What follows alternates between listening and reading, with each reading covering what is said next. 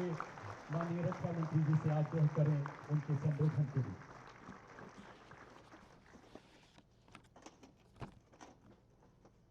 बुलंद आवाज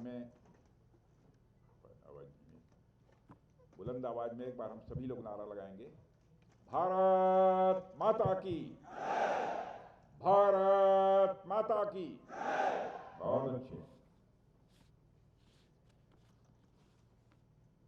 chief of army staff general Upendra ji Dwivedi, lieutenant general Dheeraj Seth, यूओसी सरहद command lieutenant general AVS Rathi, यूओसी 12 corps brigadier Neeraj Khajuria, commander 75 infantry brigade corps, air commodore KPS Dham, AOC Bhuj air force station, तीनों सेनाओं, coast guard और border security force, paramilitary forces, क्या अन्य फोर्सेस के भी जवान हैं, केवल बीएसएफ, बॉर्डर सिक्योरिटी फोर्स और हमारे एनसीसी के कैडेट्स और अन्य मेरे सारे जवानों, देवियों व सज्जनों,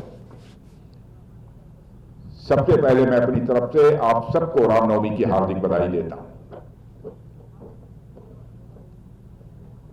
और आपको ही नहीं, आपके परिवार के सदस्यों को भी मैं बधाई देता हूं। और आप जानते हैं आज का दिन बुराइयों पर अच्छाइयां, अधर्म पर धर्म और असत्य पर सत्य के विजय का यह प्रतीक है। और मैं सौभाग्यशाली हूं कि विजयदशमी के समय भुज और कच्छ की इस पावन धरती पर मुझे अपने सैनिक मित्रों के बीच आने का अवसर प्राप्त हुआ है। आज हमें झांझ, झमरे, कलारी, पियट्टू, खेड़ा मेलम और गतका जैसे मार्शल आर्ट की अनेक शानदार प्रस्तुतियां भी देखने का अवसर मिला है। ये प्रस्तुतियां एक तरफ तो हमारे साहस, परंपरा और गौरवशाली धरोहर की झलक प्रस्तुत करती हैं और दूसरी तरफ ये चीजें डिसिप्लिन और टीम वर्क की भी प्रतीक है। इसके अलावा आज हमें एनसीसी कैडेट्स द्वारा राष्ट्रीय एकता पर आधारित सांस्कृतिक कार्यक्रम भी देखने को मिला है, जो हमारी विविधता और एकता को भी दर्शाती है। मैं इन परिस्थितियों में शामिल सभी जवानों को और सभी कैडेट को पुनः हार्दिक बधाई देता हूं। साथियों, अभी कुछ समय पहले ही मैं भुज आया था। उस समय मेरी इच्छा थी कि मैं बड़े खाने में आप लोगों के साथ बैठकर भोजन करूं। हालांकि परिस्थितियां कुछ ऐसी थीं, वह संभव नहीं हो पाया। उस दौरान मैंने सोचा था कुछ भी हो, मैं जल्द ही आप सबके बीच लौट कर आऊंगा और बड़ा खाने में आप सबके साथ बैठकर भोजन करूंगा। और हमारे army chief general Upendra ji Dwivedi ने वह अवसर मुझे उपलब्ध करा दिया है और मुझे खुशी है कि फाइनली आज मैं आप सबके बीच यहां पर उपस्थित हूं। साथियों, भुज और कच्छ की यह धरती सिर्फ एक भौगोलिक स्थान मात्र नहीं है, बल्कि यह धरती अपने आप में एक इमोशंस है, एक यह साहस की गाथा है। 1971 का युद्ध हो या 1999 का कारगिल युद्ध, कच्छ की सीमाओं ने हमेशा हमारे सैनिकों की बहादुरी को देखा है। यह वह धरती है जिसने प्रकृति के प्रकोप और शत्रुओं के आक्रमण दोनों को सदियों से चुनौती दी है। इस धरती में रेत भले ही है, लेकिन उस रेत की रग रग में वीरता कूट कूट कर भरी हुई है। साथियों, इस क्षेत्र ने अनेक वीरों को जन्म दिया है। यहां के लोगों की जीवटता, उनकी कठिन परिस्थितियों में जीने की कला और उनका देशभक्तिपूर्ण जज्बा पूरे देश के लिए एक प्रेरणा का यह स्रोत है। 2001 के भीषण भूकंप ने इस क्षेत्र को कितना नुकसान पहुंचाया था, वह पूरी दुनिया ने देखा है। लेकिन भुज के लोगों ने, हमारे सैनिकों ने मिलकर जिस अद्भुत साहस और दृढ़ संकल्प के साथ इसे फिर खड़ा किया है, वह फिनिक्स पक्षी की तरह राख से उठने जैसा है। आज जो भुज हमें दिखता है, वह उसी संकल्प शक्ति का एक जीवंत प्रतीक है। फेनिक्स पक्षी के बारे में आप सबने सुना होगा, आप सब जानते भी होंगे। ऐसा माना जाता है कि यह पक्षी अपनी राख से भी जीवित हो जाती है और भोज्य उसी फेनिक्स का मैं मानता हूं कि एक उदाहरण है। साथियों, भौगोलिक दृष्टि से भी यदि आप देखें तो कच्छ की यह धरती लंबी समुद्री सीमा से घिरी हुई है।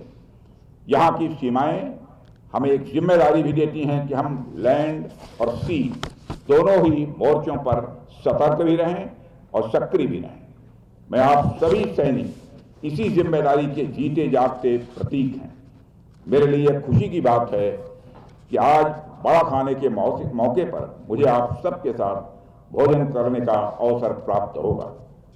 साथियों, बड़ा खाने की यह परंपरा वर्षों से इसलिए चली आ रही है क्योंकि इसके पीछे कहीं न कहीं भारतीय दर्शन मौजूद है। जैसे आप देखिए, हिंदू धर्म में जो 16 संस्कार होते हैं उनमें से अधिकांश संस्कारों में इस बात का खास ध्यान रखा जाता है सभी लोग बैठकर एक साथ खाना खाएं।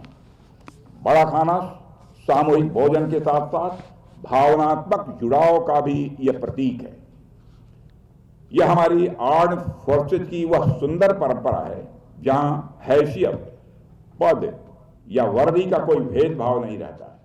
सब एक साथ बैठकर भोजन करते हैं। यह परंपरा हमें यह संदेश देती है कि हम सभी एक परिवार हैं। साथियों, हमारी आर्म्ड फोर्सेज में यह परंपरा वर्षों से चली आ रही है। जब हम एक ही साथ बैठकर भोजन करते हैं तो यह हमें हमारे प्राचीन भारत के मूल्यों की याद दिलाती है, जहां भोजन को केवल शरीर की भूख मिटाने का ही साधन नहीं बल्कि सामाजिक एकता और भाईचारे को बढ़ाने का माध्यम भी माना गया है। मुझे विश्वास है आज का यह बड़ा खाना आपके दिलों में भी उसी एकता और भाईचारे की भावना को और प्रगाढ़ करेगा। साथियों, जब भी मैं आपसे मिलता हूं तो मुझे गौरव की अनुभूति होती है कि हमारे राष्ट्र की सीमाएं आपके जैसे साहसी और समर्पित योद्धाओं के हाथों में पूरी तरह से सुरक्षित हैं। आप सब निस्वार्थ भाव से कभी तपते रेगिस्तान में, कभी बर्फीली चोटियों पर, कभी समुद्र की लहरों के बीच और कभी जंगलों की गहराइयों में हर चुनौती को सिर्फ देशवासियों के लिए मुस्कुरा कर स्वीकार करते हैं। आज जब पूरा देश दशहरा मना रहा है, हमारे बच्चे उत्सव मना रहे हैं, तब आप सब सीमाओं पर तैनात रहकर यह सुनिश्चित कर रहे हैं कि उन उत्सवों का उल्लास किसी भी सूरत में कम न होने पाए। आपके इस त्याग और समर्पण के लिए यह कृतज्ञ राष्ट्र सदैव आप सबका ऋणी रहेगा। साथियों, आज जब मैं आप सबके बीच आया हूं तो मैं आपके समक्ष आ रही चुनौतियां और अवसरों पर कुछ बातें यहाँ करना चाहूँगा। आज की दुनिया जिस गति से बदल रही है उसे आप सब देख ही रहे हैं। इस बदलाव में अगर विशेष तौर पर टेक्नोलॉजी को देखा जाए तो टेक्नोलॉजी का स्वरूप तो लगातार बदल रहा है। ऐसा भी देखने को मिल रहा है कि कुछ समय पहले तक जो चीज़ मॉडर्न टेक्नोलॉजी का पार्ट हुआ करती थी अब वो आउटडेटेड टेक्नोलॉजी का पार्ट हो गई है।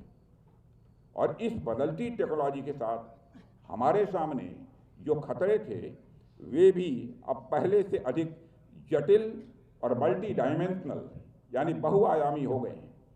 हमारे सामने न केवल ट्रेडिशनल वारफेयर की चुनौतियां हैं बल्कि आतंकवाद, साइबर अटैक, ड्रोन अटैक और इंफॉर्मेशन वारफेयर जैसी चुनौतियां भी हैं। जाहिर सी बात है, इन चुनौतियों से निपटने के लिए हथियार ही पर्याप्त नहीं है। इसके लिए मेंटल स्ट्रेंथ, मानसिक ताकत, अपडेटेड नॉलेज, सामयिक ज्ञान और क्विक एडेप्टेबिलिटी यानी हर परिस्थितियों के अनुरूप अपने को ढालना, यह भी आवश्यक है। याद रखिए, युद्ध केवल हथियारों से नहीं लड़े जाते, युद्ध जीते जाते हैं मनोबल, अनुशासन और निरंतर तैयारी से। इसलिए मैं आपसे यह भी कहूँगा कि आप नई टेक्नोलॉजी को अपनाइए, ट्रेनिंग को अपनी दिनचर्या का हिस्सा बनाइए और हर परिस्थिति के लिए आप खुद को तैयार रखिए। मैं जानता हूं सारे यह काम आप लोग कर रहे हैं, फिर भी रक्षा मंत्री होने के नाते मेरा दायित्व तो बनता है कि हम आपको स्मरण कराएं। आज की दुनिया में वही सेना अजेय रहती है जो लगातार सीखने और नए बदलावों के प्रति खुद को ढालने के लिए सदैव तत्पर रहती है। मुझे पूरा विश्वास है कि बदलती दुनिया में जो चीज़ें आपके लिए चुनौती बनकर आई हैं, आप अपने साहस से उन चुनौतियों को अवसर में बदल देंगे। आपके अंदर वह ताकत है, आपके अंदर वह कुव्वत है। मैं आप सबको यह भी विश्वास दिलाता हूँ कि आपके कल्याण के लिए, भारत की रक्षा और सुरक्षा के लिए जो भी कदम आवश्यक होगा, सरकार उन्हें उठाने में किसी भी सूरत में पीछे नहीं रहेगी। हमारी सेनाओं का मॉडर्नाइजेशन, हमारी सेनाओं का वेलफेयर, हमारे वेटरन्स का सम्मान, हमारे सैनिकों के परिवारों की सुरक्षा जैसे जो मुद्दे हैं, उन पर सरकार एकदम सेंसिटिव है, संवेदनशील है। हम किसी भी हाल में अपने सैनिकों के वेलबींग यानी उनके कुशल क्षेम पर कोई समझौता किसी भी सूरत में नहीं कर सकते। आप सबके कंधों पर न केवल देश की सीमाएं सुरक्षित हैं, बल्कि एक सशक्त, आत्मनिर्भर और विकसित भारत का स्वप्न भी टिका हुआ है। आपके परिश्रम और त्याग के कारण ही वह स्वप्न प्रतिदिन साकार हो रहा है। कभी कभी मित्रों में विचार करता हूं, वह कौन सी भावना है जो कि आपको इंस्पायर करती है, जो आपको प्रेरित करती है कि अपनी जिंदगी जोखिम में डालकर आप भारत की सीमाओं की रक्षा करते हैं। विचार करने के बाद सहज रूप से मैं इस नतीजे पर पहुंचता हूं, वह एक स्वाभिमान की भावना है जो कि अपना सर्वस्व न्यौछावर कर देश की सीमाओं की रक्षा करने के लिए आपको प्रेरित करती है। यह स्वाभिमान व्यक्तिगत भी होता है, यह स्वाभिमान परिवार का भी होता है, यह स्वाभिमान राष्ट्रीय स्वाभिमान होता है। यदि कोई आपको अपशब्दों का प्रयोग करता है तो आपका व्यक्तिगत स्वाभिमान जाग उठता है। आपके परिवार को यदि कोई लांछित करता है तो परिवार का स्वाभिमान आपका जाग उठता है और दो दो हाथ करने के लिए तैयार हो जाते हैं। वैसे ही देश की सीमाओं पर, देश के स्वाभिमान पर दुनिया की कोई ताकत आंख उठाकर देखने की कोशिश करती है तो उस समय जो स्वाभिमान जागृत होता है वो व्यक्तिगत स्वाभिमान नहीं होता, वह पारिवारिक स्वाभिमान नहीं होता है, वह राष्ट्रीय स्वाभिमान होता है जो आपके अंदर पैदा होता है और देश की सीमाओं की रक्षा करने के लिए आप अपना सर्वस्व न्यौछावर कर देने का काम करते हैं। ऑपरेशन सिंदूर के दौरान जो करिश्माई काम हमारे फोर्स के लोगों ने किया, चाहे वो हमारी आर्मी हो, चाहे वह नेवी हो, चाहे हमारी एयरफोर्स हो, मिलजुल कर सीमाओं पर हमारी सेना, बॉर्डर सिक्योरिटी फोर्स, सबने मिलकर, नेवी और कोस्ट गार्ड ने भी अपनी तैयारी कर रखी थी, वह भी पूरी तरह से तैनात थे, करिश्माई काम किया है। मैं अभी जब देख रहा था यहाँ पर सामने, तो मैंने देखा कि हनुमान जी को, तो मैं बैठे बैठे इसी नतीजे पर पहुंचा, ऑपरेशन सिंदूर के दौरान हम लोगों ने हनुमान के ही आदर्शों का पालन किया, क्योंकि वह कथा आपको मालूम होगी। एक बार लंका में तोड़ फोड़ करते हुए जब अशोक वाटिका में जब सीता जी थी, हनुमान जी पहुंचे थे, तो सीता ने कहा, क्या हनुमान, तुमने लंका में इतनी तोड़ फोड़ क्यों की, क्या जरूरत थी इसकी, क्यों इतने लोगों को मारा? तो उस समय हनुमान जी ने कहा कि हे माते सीता, जिन मोहि मारा तिन मोहि मारे। ऐ माता सीता, जिन लोगों ने हमको मारा, हमने केवल उन्हीं लोगों को मारा। ऑपरेशन सिंदूर में भी आप सबने यही करके दिखाया।